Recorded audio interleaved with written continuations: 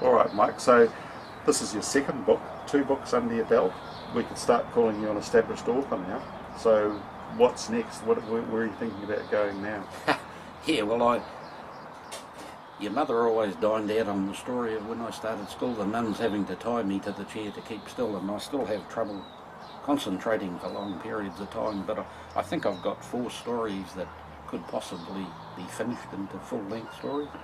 But By full length, you mean? yeah, full a novel. novel. Yeah, Right. but the trouble is you wake up in the night with an idea for one of them, and then a week later you might wake up for an idea for another one. So you're sort of doing that, you know. So yeah, I'd have to maybe have a talk with Mike and maybe decide which one you're going to bring home, you know. Obviously the sexual abuse story, but that involves the family and you know, like it'd bring up a lot of raw emotion, and so I'm not, well, there is a story there, I'm not overly sure whether that's the way to go at this stage. Yeah, so that's about where I'm at. But you know, there are some good stories. Most of it concerns, the others concern old soldiers, and you know, one of them's about a young bloke who does national service and he ends up going to Vietnam, and I'm probably halfway through that one, and another one's about a retired old bloke who gets into a bit of trouble and goes bush in the South Island down on the west coast.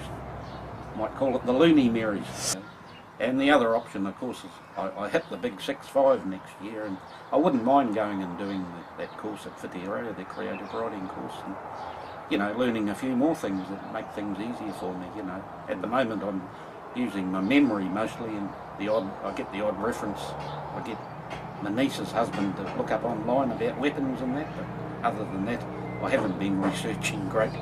But you can feel that your writing is developed, though.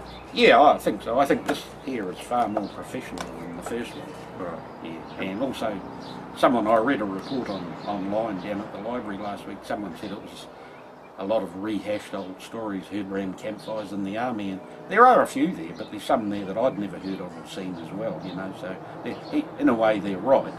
But I mean, no, not everyone's going to like it, are they? You know, And there aren't very many books around like this. no, that's true.